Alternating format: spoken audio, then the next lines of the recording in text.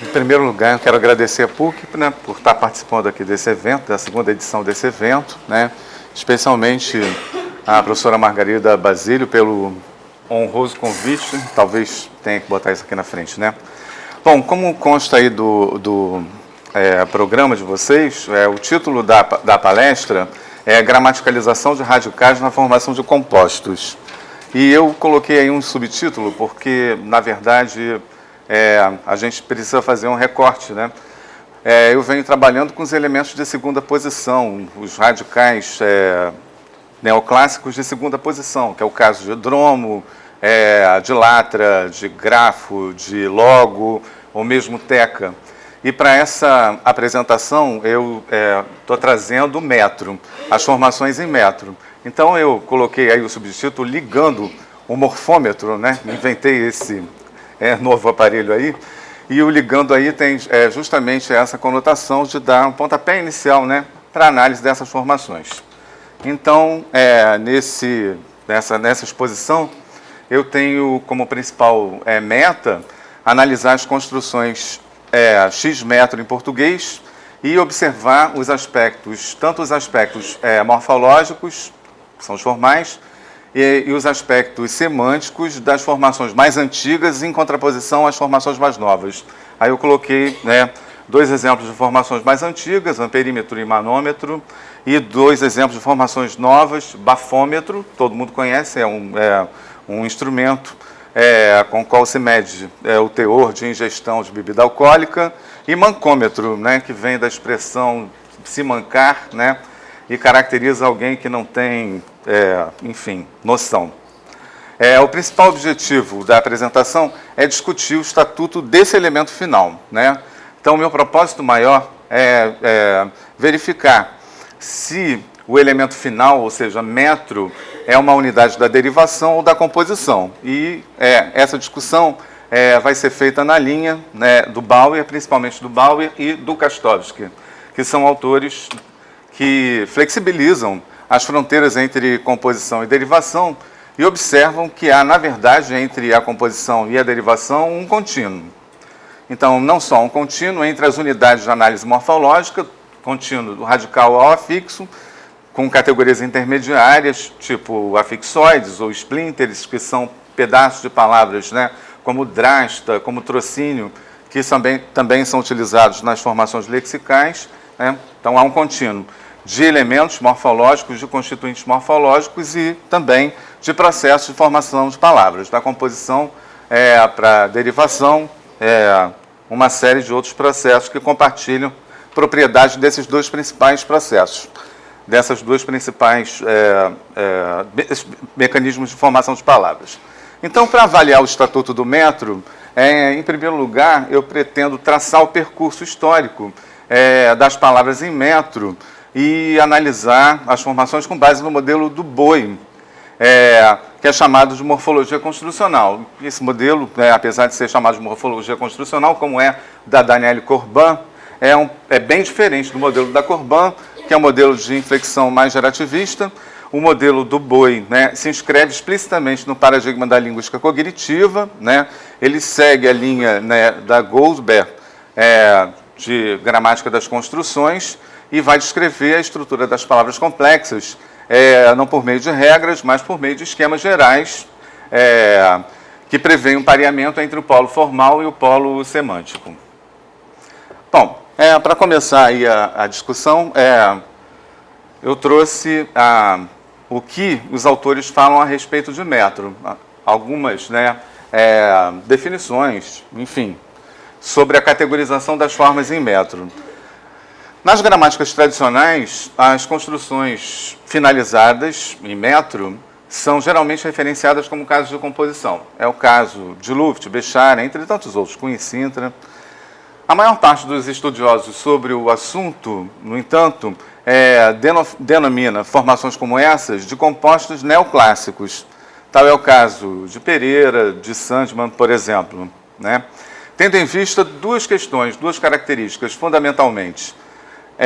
A primeira é a presença categórica de um radical, quase categórica, de um radical de origem grega ou latina na primeira posição, E a segunda grande característica é o uso sistemático de uma alegada vogal de ligação entre os constituintes. Essa vogal é O, no caso das formações do grego, e I, no caso das formações latinas, né? Pereira diferencia os compostos populares, ele diz aí, que seguem a corrente analítica, pospondo o elemento determinante ao determinado, caça-níquel, bolsa-família, dos compostos eruditos ou neoclássicos, que, em regra, só aparecem na linguagem culta, e a gente tem que sublinhar isso, e antepõem o determinante ao determinado, como é o caso de claustrofobia, em que o núcleo está à direita, né? Medo de lugares escuros. Então, o padrão estrutural aí da composição neoclássica é um padrão bem parecido com o padrão da sufixação, né? Então, nessa perspectiva, as formas em metro constituiriam um caso típico de composição neoclássica, porque elas, além de apresentar o padrão DT-DM, né, com o núcleo à direita, a cabeça à direita, são caracterizadas tanto pela presença de radicais greco-latinos, né, na borda esquerda, na primeira posição do produto, também caracterizadas pela aludida vogal de ligação, nesse caso, predominantemente O. Bom, aqui eu vou remar um pouco contra a maré, contra a corrente, né? Contrariando praticamente toda a literatura da área, a gente pretende demonstrar que metro experimentou uma importante mudança de estatuto morfológico, deixando de se comportar como base na formação de compostos, ao assumir comportamento cada vez mais condizente com das unidades da derivação, os afixos. Para tanto, como eu disse, né, estou tomando por base os estudos de Bauer sobre mudança morfológica. Ele, aliás, avalia essa, né, como a principal evidência, né, em favor da flexibilização de fronteiras, né, e, sobretudo, com base em Kastovsky, que a gente vai analisar mais para frente, né, alguns critérios que o Kastovsky usa para diferenciar o que ele chama de forma combinatória, incluindo aí, né, porções não morfêmicas e elementos neoclássicos de afixos, né? E a gente vai ver, né, com base nesses critérios que ele utiliza e se inspira em Preyer, que todos apontam para uma análise de metro como um sufixo, não como um radical. Bom, então, essa é a ideia básica do trabalho, né?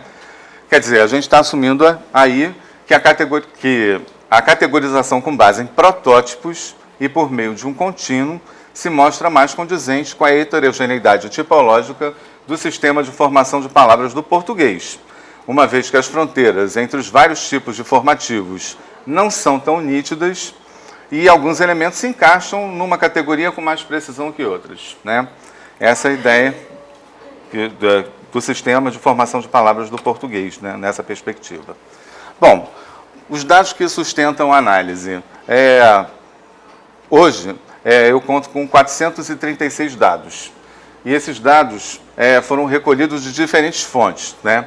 De dicionários eletrônicos, como é o caso do Aurélio, Michaelis, Aulete, Wise. E esses dicionários têm a vantagem de ter ferramentas de busca neles, né, que possibilitam rastrear as formas ou pelo início, pelo começo ou pela finalização, né? E aí é bem mais fácil chegar, né, ao número de formas terminadas em metro nessas obras. E para chegar ao maior número possível de formações mais recentes, eu utilizei os rastreadores eletrônicos, sobretudo Google e Yahoo, né? E recolher dados de páginas publicadas na internet tem a vantagem de reunir tanto material impresso que reflete a escrita padrão, como sites de jornais, né, revistas de grande circulação nacional, quanto fontes escritas mais próximas da oralidade. A exemplo de blogs, né, posts em redes sociais como Orkut e Facebook, né? Bom, vamos tentar aqui traçar um breve histórico das formações em metro no português, né? É difícil delinear o caminho percorrido por um elemento, né, desde sua entrada na língua até os dias atuais, né? É uma tarefa difícil porque há poucas referências, a gente tem que contar com referências esparsas, né? Depoimento de gramáticos históricos e filólogos, como é o caso dos que eu coloquei aí, né? Confiar nas datações apontadas pelos dicionários etimológicos, como os que eu coloquei aí, não só os dicionários etimológicos, como os dicionários também morfológicos, é o caso do dicionário do Heckler e outros, e, sobretudo, no comportamento morfossemântico das formações mais antigas quando comparadas às mais novas. Aqui, então, a gente estaria fazendo uma espécie de leitura do passado a partir do presente, confrontando, né, as formas mais novas com as formas mais antigas. Bom, a partícula metro provém do substantivo grego metron, que significa medida, e foi diretamente importada pelo francês na forma de mètre para designar o padrão de medida de longitude, em primeiro lugar, né? O Antenor Nascente ressalta que a forma metro entrou para o latim como metro, e, interessantemente, o Aurélio apresenta duas entradas diferentes para metro, uma latina e a outra grega. A segunda para servir de radical é metrônomo, não são palavras dele. Seja por um caminho ou por outro, metro resultou num substantivo, que circula livremente, uma forma livre, né, para designar unidade de medida. Sentido esse que vai servir de base para as diversas especializações técnicas, como, por exemplo, metro quadrado, metro cúbico, ou até mesmo para servir de unidade de versificação, né? Sendo esse o mesmo sentido básico que propicia as extensões futuras. Bom, no que diz respeito às palavras complexas, a gente tem os seguintes depoimentos. Cunha apresenta metro como elemento de composição relacionado ao substantivo masculino metro, que constitui a unidade do sistema, a unidade fundamental de medidas do chamado sistema decimal. Então, uma unidade que compreende 100 centímetros. Destaca que na condição de formativo o metro foi introduzido na linguagem científica internacional a partir do século XIX, XX, eu botei 21 aí, mas está errado, em palavras como aparecem aí, quase todas bastante opacas, como a gente pode perceber, né? Heptâmetro, marêmetro, sismômetro, voltâmetro, entre tantas outras, né? Bom, com base na datação apresentada pelos dicionários etimológicos tomados para análise, a gente está propondo a seguinte linha temporal para as formações em metro no português, né? Então, primeiro, século XIX e século XX, no primeiro quartel do século XX, as formas vêm diretamente do francês e do italiano, sobretudo, e essas formas entram para o português por conta da nomenclatura técnico-científica, filosófico-literária, que é calcada nos padrões de formação clássicos, greco-latinos, né? No século XX, a gente tem também, no primeiro quartel do século XX, empréstimos também, dessas duas línguas predominantemente, e algumas formas criadas em português mais, né, manufaturadas, né? O Marchand usa essa expressão, criações feitas à mão, palavras manufaturadas, intencionalmente planejadas, utilizadas em linguagens de especialidade, os eruditismos, como é o caso de ciclômetro, hidrômetro, odômetro, etc., né? E da metade do século XX em diante, formas criadas em português a partir de bases livres. Então, aqui a gente já tem uma mudança, né, no tipo de elemento que vai aparecer na primeira posição, né?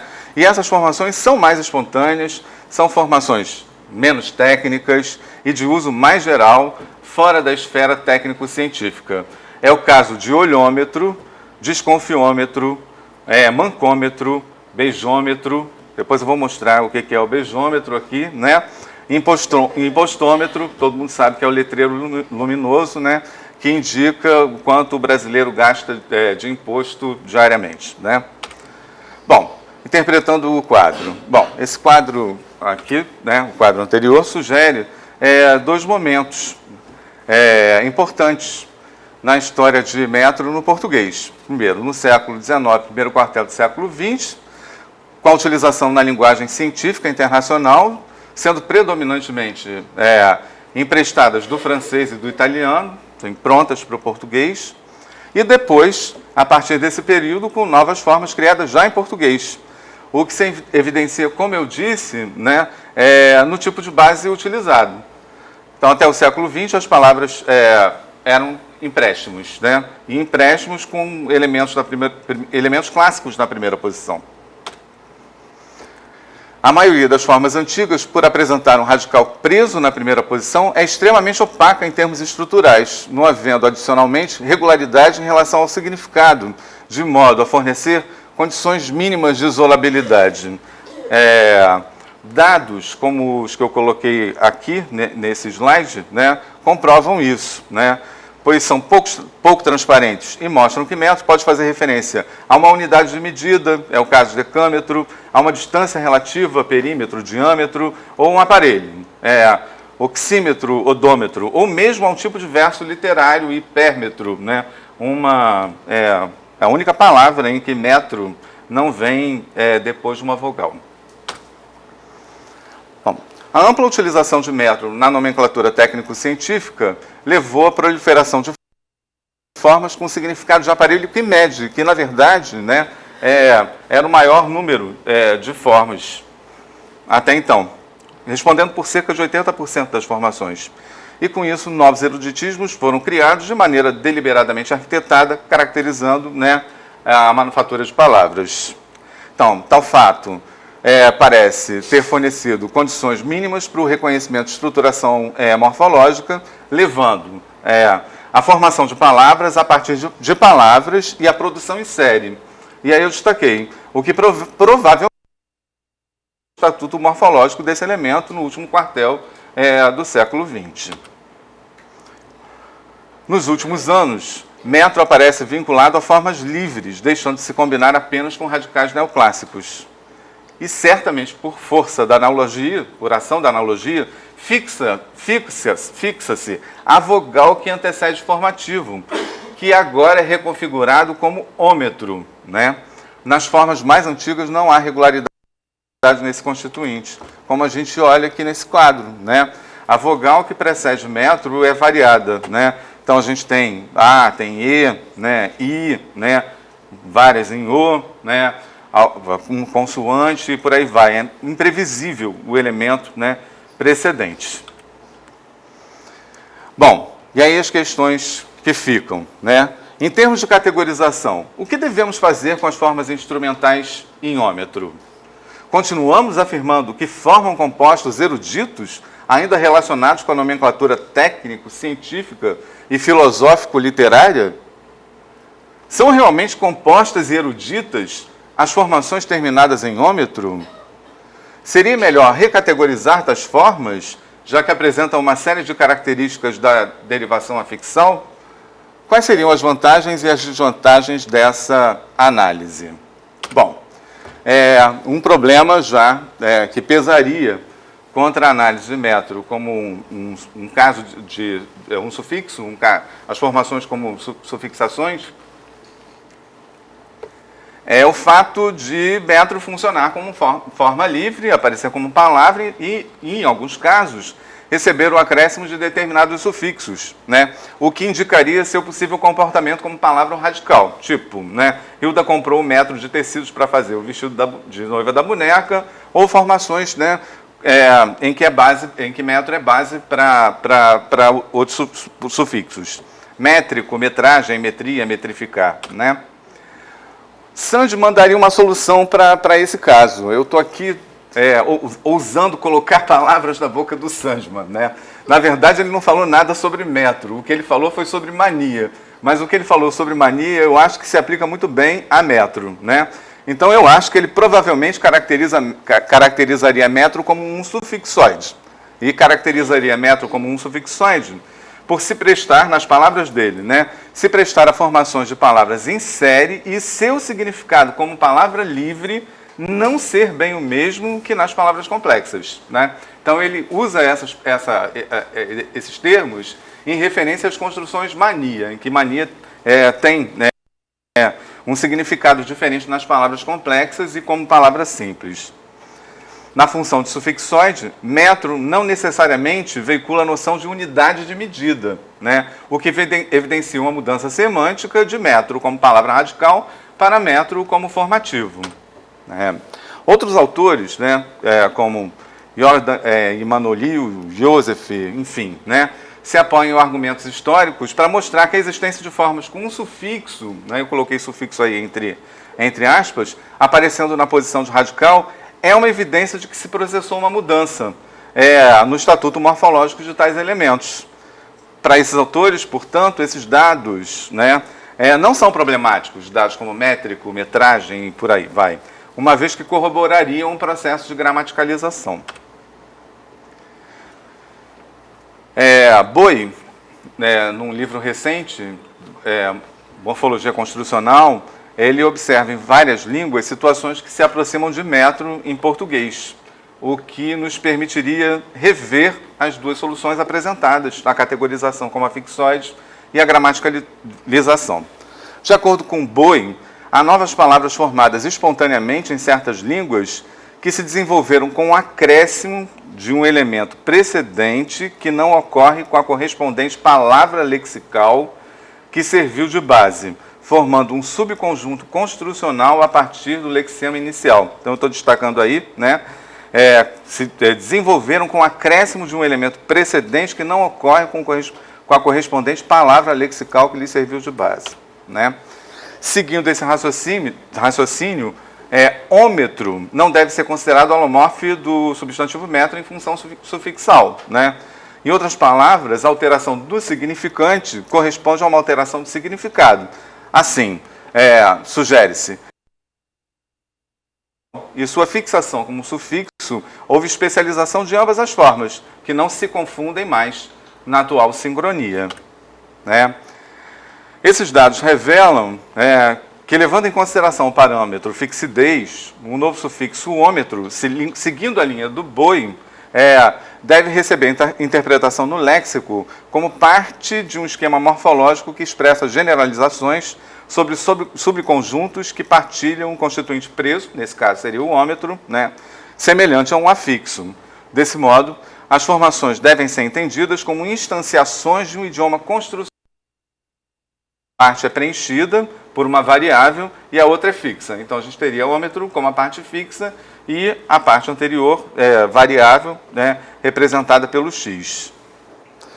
Então, estamos assumindo aqui a existência de um processo de gramaticalização largamente entendido como decategorização de um item linguístico associado à mudança semântica e à mudança fonológica. No caso, é evidente que o método de centímetro altímetro perdeu a noção de medida linear de base decimal para um potencial instrumento de medida, ao mesmo tempo em que se fixou estruturalmente e se tornou mais gramatical. O Boi chama atenção para um fenômeno, né, que o pessoal do grupo vem analisando ultimamente. A Graça Rio Torto também vem abordando a questão da heterossemia na prefixação, e a Maria Lúcia Leitão de Almeida também vem trabalhando com um conceito de heterossemia que está no Boi, né? A heterossemia é entendida como um caso especial de polissemia. Significados distintos, mas relacionados, de determinada forma, são associados a contextos gramaticais diferentes. A noção de heterossemia, né, é diretamente vinculada ao trabalho de Lichtenberg, que usa o termo para se referir a que dois significados ou funções historicamente relacionados, porque derivam da mesma fonte, desenvolvem-se de tal forma com dado sentido em diferentes categorias morfossintáticas, né? Está aqui a definição que ele dá para a heterossemia, e é uma definição que se aplica bastante ao caso que a gente está analisando. Lichtenberg constata que os elementos envolvidos numa relação de heterossemia, embora reflitam a mesma fonte, não são fonologicamente idênticos ao se especializarem em diferentes funções ou categorias. É exatamente esse o caso que ocorre entre metro e o que... Aí as novas formações. Ao combinar-se com formações vocabulares, com formas vocabulares, o formativo metro é associado à vogal precedente o, de longe a mais usual na língua desde o século XIX, encontrado em cerca de 80% das formações. Nos nomes instrumentais, o percentual de formas em o é ainda maior, 92% dos dados. Como eu disse, né, as exceções ficam por conta dos empréstimos do inglês. A vogal o ao se fixar como elemento tônico que precede o metro, regulariza por analogia o esquema de formação de instrumentos de medida e, com isso, o formativo oriundo do substantivo metro perde o estatuto de item livre e passa a sufixo produtivo, estabilizando seu significado. Heterosemia, metro e ômetro, agora com formas fonológicas distintas, associam-se a diferentes funções, categorias, né? Sendo o primeiro um substantivo, forma livre, que designa medida, né? E o segundo um afixo, forma presa, que designa aparelho que mede, bafômetro, impostômetro. Aqui eu trouxe para mostrar, né, o uso constante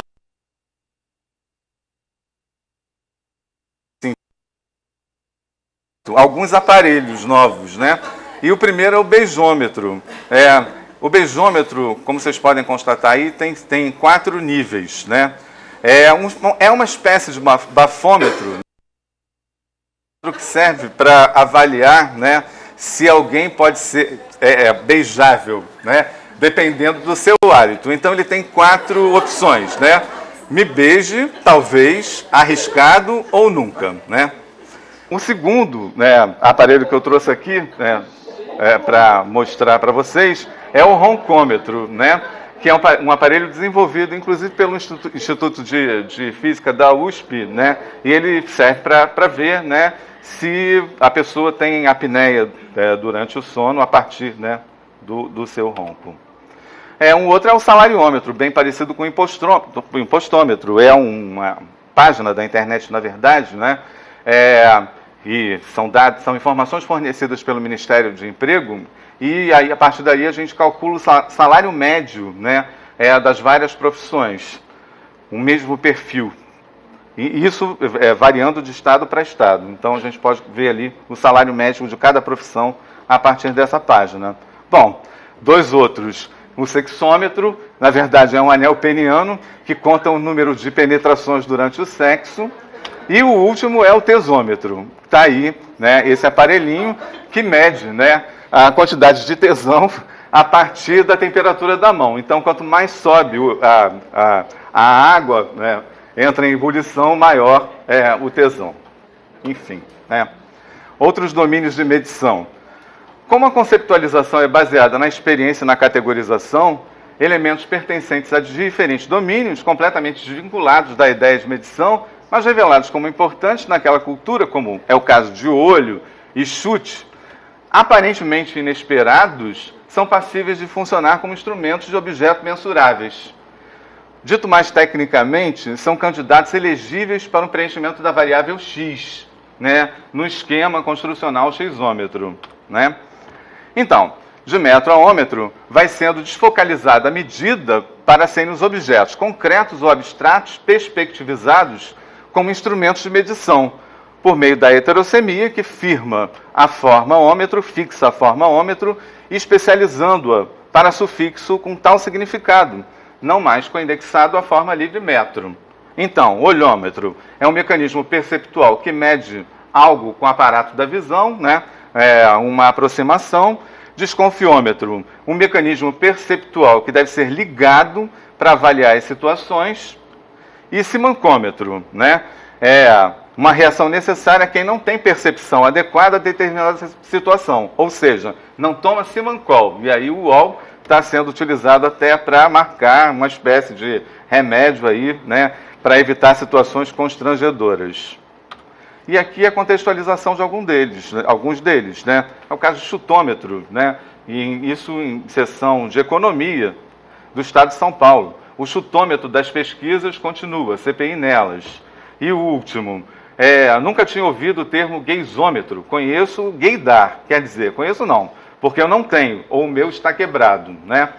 Esse termo é interessante, a gente vai até falar de outros aí que apresentam esse Z, que é um argumento que vai ser levado em conta mais para frente, né?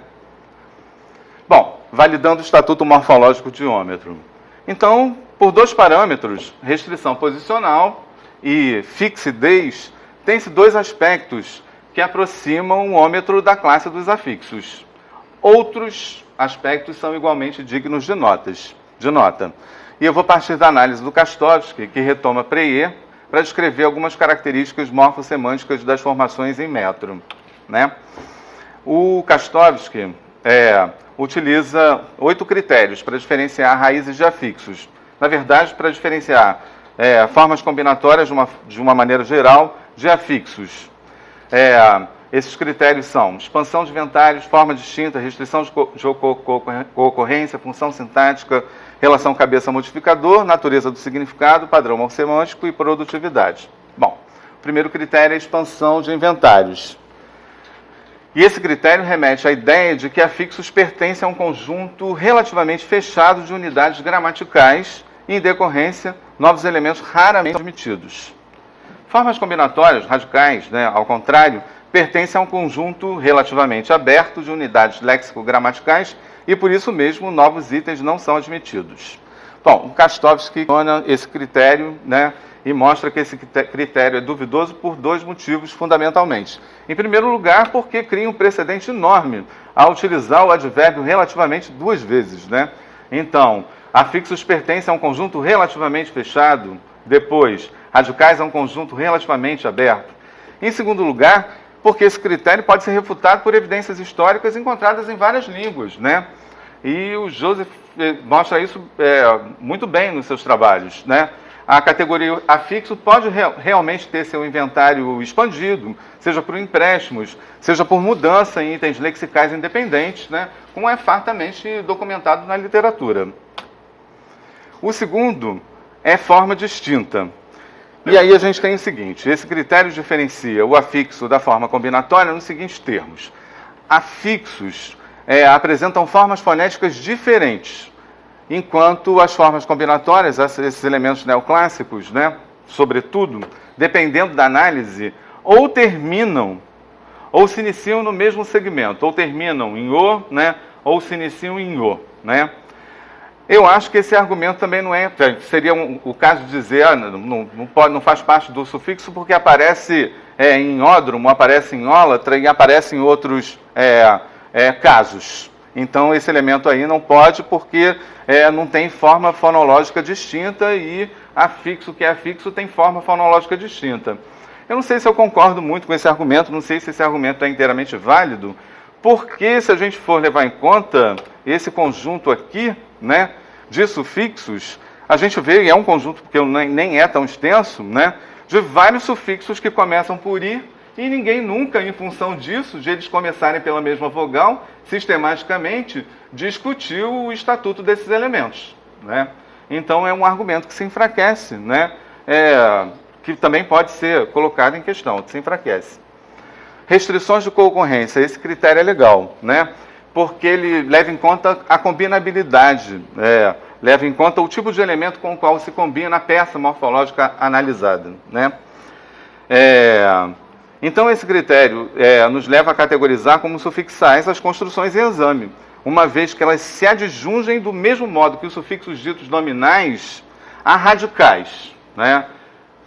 Impostômetro, bafômetro se anexam a radicais, tanto quanto, em faringite e pericite, o afixo está combinável com a variável, nos termos da Alina Vilalva, a variável lexical é o radical, E a presença de consoante de ligação antes de ômetro evidencia que o O não pode ser vogal de ligação.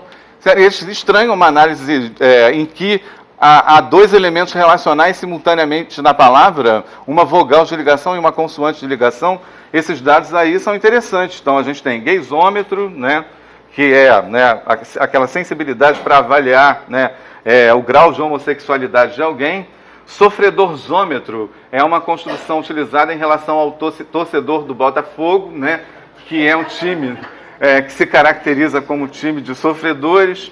Fanzômetro para medir o grau de adoração de um determinado artista, jogador, etc. E fezômetro para avaliar o grau de fé do cidadão. Então, aparece o Z sistematicamente aí, tanto quanto aparece em outras construções. Isso também poderia ser utilizado para considerar que, na verdade, a gente tem ômetro, e aparece o Z ali por conta do fato de a base ser a temática. Bom, critérios 4 e 5 são função sintática e relação cabeça-modificador. E o Kastovsky mostra que esses critérios, né, não são realmente diferentes e se referem a um tipo de relação que se estabelece entre os constituintes núcleo, que é a cabeça, o determinatum, e o subordinado, modificador determinante. Se a gente for utilizar a visão tripartida do Scalise, que é a visão mais recente que ele tem no texto de 2009, né, que ele fala em cabeça categorial, cabeça semântica e cabeça morfológica, a gente vai dizer que ômetro, no caso, né, representa bem esses três tipos de cabeça. Né?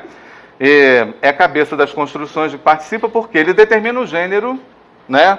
As formações em ômetro são todas masculinas, determina a categoria lexical do produto, as formações são substantivas, além de ser o núcleo semântico da formação. Né? Então, sem dúvida alguma, é a cabeça lexical e os tipos ali propostos pelo Scalise. Né? Bom, por esse motivo ele é interpretado como sufixo pelos dois parâmetros em exame. Aí vem a questão de densidade semântica, grau de densidade semântica dos elementos. Afixos têm, em geral, significados menos densos, enquanto formas combinatórias e radicais, aí nas palavras do Preyer, são semanticamente mais ricos, quaisquer que sejam seus significados. Então, a Rally considera que esses elementos seriam lexemas, né, uma vez que não restringem o significado dos componentes com que se combinam. Quer dizer, representariam significados mais lexicais. Agora, esse critério parece interessante para diferenciar prefixos de sufixos ou formas combinatórias, mas não necessariamente formas combinatórias de sufixos, porque sufixos manifestam significados que variam muito em peso, né? Indo desde aqueles que mudam classes e pouco contribuem para o significado da forma resultante, até os que veiculam noções bem especializadas, como é o caso de Ada, por exemplo, fazendo referência a pratos culinários, né? Entre outros. Quer dizer, Kastovsky diz que esse critério aponta para uma escala, em vez de uma distinção do tipo tudo ou nada. Né? E, além do mais, o significado expresso pelo formativo em exame, por ômetro, que é instrumento, não difere substancialmente dos encontrados em vários sufixos do português que estão aqui colocados, né? Como é o caso de deridor, né? Geladeira, refrigerador e termômetro apresentam significados próximos. Né? Esse critério, portanto, poderia ser utilizado em favor da análise de ômetro como afixo, né? Pela densidade semântica. Por fim, padrão morfossintático e produtividade. O primeiro envolve a padronização automática, recorrente modelada de palavras derivadas, é isso que acontece com o ômetro, enquanto formas combinatórias podem variar em estrutura, como os compostos. Né? Por fim, a produtividade, que aqui é entendida como passível de gradação, né? Não é a produtividade no sentido aronoffiano, né? É mais a aplicabilidade, ou sei lá, rentabilidade, novamente levaria a analisar o ômetro como afixo, porque, né, afinal de contas, a gente reuniu, e essa coleta nem é tão extensiva, né? Como eu disse, eu estou ligando ainda o morfômetro, né? A gente colecionou 450 dados, o que é um volume bem considerável de formas, né? Bom, novas formações são eruditismos, né? As novas formações distanciam-se muito dos eruditismos mais antigos e experimentam usos até bastante populares, como comprovam os exemplos que eu coloquei aqui ao longo, né, da exposição. Em nada lembram os opacos elementos que figuravam à esquerda. Né? Há um contraste enorme entre as duas primeiras linhas e as duas últimas linhas. Né?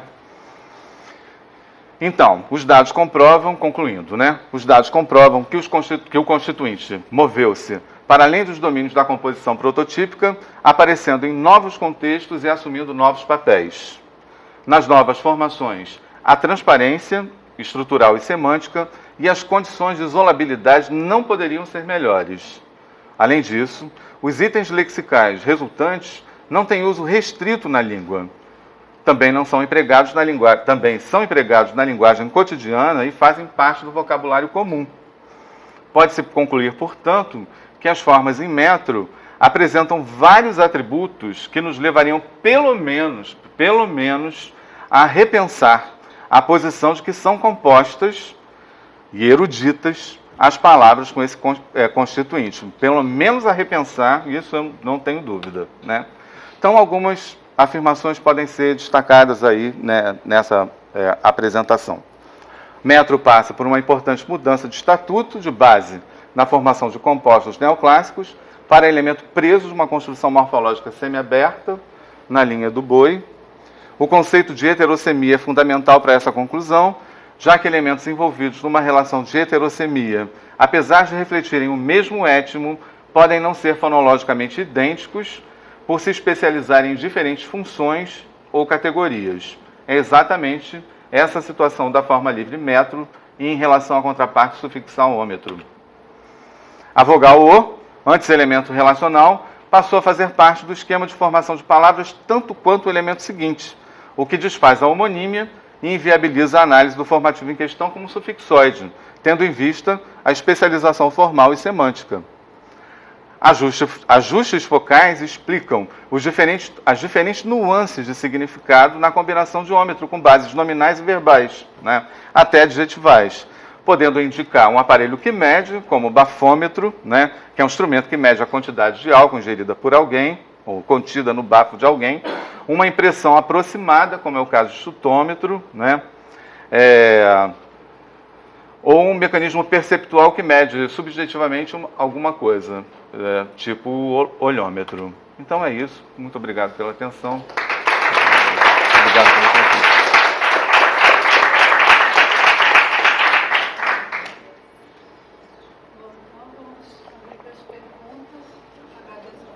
Não sei se eu passei do tempo.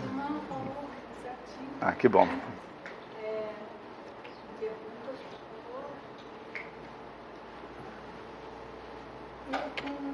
Essas perguntas da Margarida que são difíceis de responder, né? Pode falar. Deixa eu ver essa palavra primeiro. Você acabou colocando no final, né?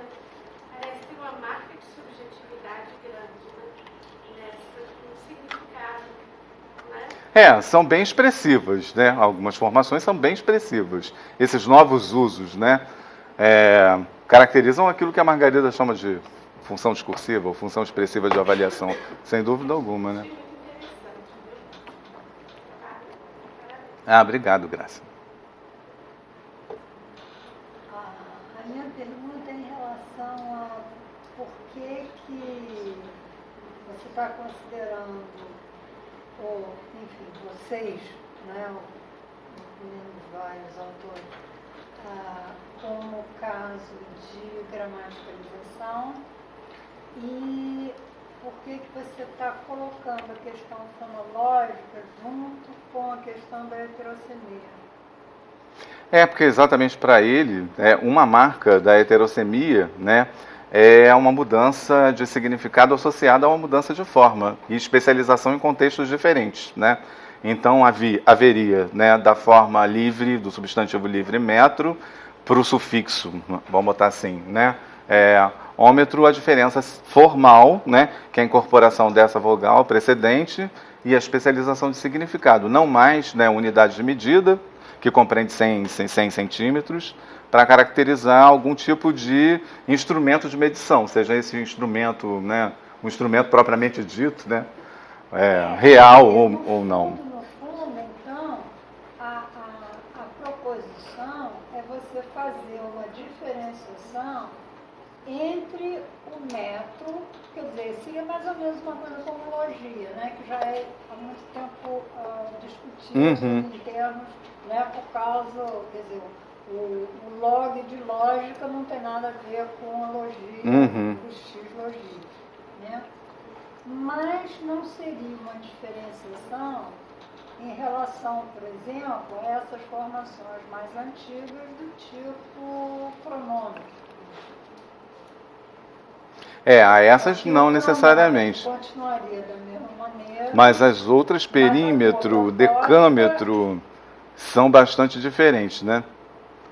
Não, aí é que vem a outra questão, quer dizer, até que ponto, quer dizer, eu acho que é clara a questão do metro versus o ômetro, nesse sentido, né? Mas existe um problema do ômetro, se é ômetro ou metro, vamos dizer, metro átomo, né? como aparecia nas formações antigas. Né? Então, isso é uma coisa. A outra coisa é a questão de, vamos dizer, por razões tecnológicas, mas também por razões políticas e sociológicas, a gente considerar na análise linguística esse tipo de formação que você encontra na internet e que não aparecia vamos dizer, nos dados dos gramáticos. Quer dizer, como é que você considera esse problema? Sim, Mas até eu coloquei, tive cuidado de colocar quando eu contextualizei alguns exemplos ali, que alguns vêm de fontes realmente mais formais, de jornais mesmo, né? Então tinha exemplo ali do Estadão, exemplo da Folha de São Paulo, de construções que não estão lá, nem constam dos dicionários eletrônicos que eu tomei por base. Tipo o chutômetro, né? E olhômetro aparecem na mídia impressa, sim, né? Quer dizer, eu não sei se eu entendi a sua pergunta. Se seriam refletiriam um uso mais informal, mais próximo da oralidade, etc. E isso, a pesquisa via Google, via rastreamento na internet poderia dificultar? É isso? A minha pergunta é em relação a isso, quer dizer, até que ponto... Porque dá para fazer um controle, né? De onde veio a forma. Inclusive tem esse objetivo expressivo, né? Sem dúvida. Então, muitos morfólogos não aceitam, não é a minha posição, a criatividade, sabe, né? Mas muitos morfólogos não aceitam essas formações, como você citou, formadas manualmente, né, detalhadamente. Aí você pode ver dos dois lados, tanto do lado científico quanto do lado expressivo. Assim. Quer dizer, você viu até que ponto essa questão interfere ou não? Eu não cheguei... Não, eu separei os exemplos pelas diversas fontes encontradas, mas não tive ainda... Enfim, estou ligando ainda. O morfômetro.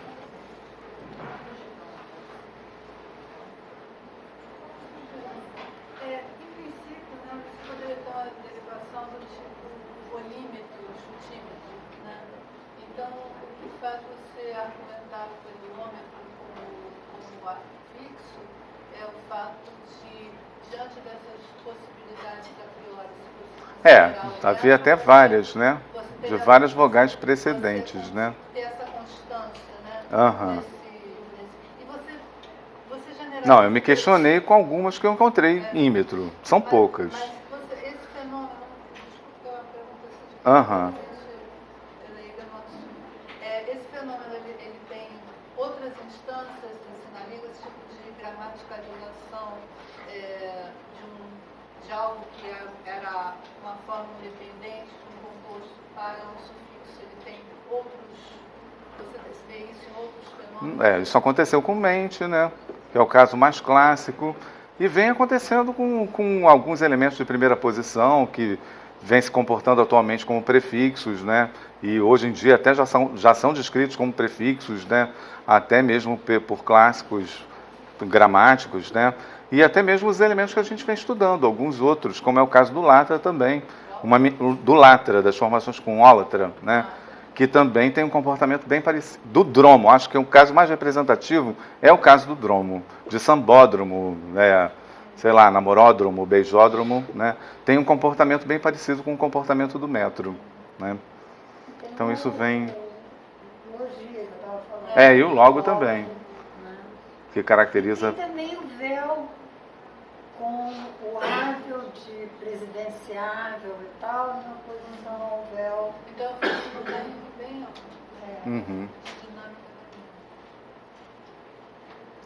Tá bom? Obrigado, então, gente.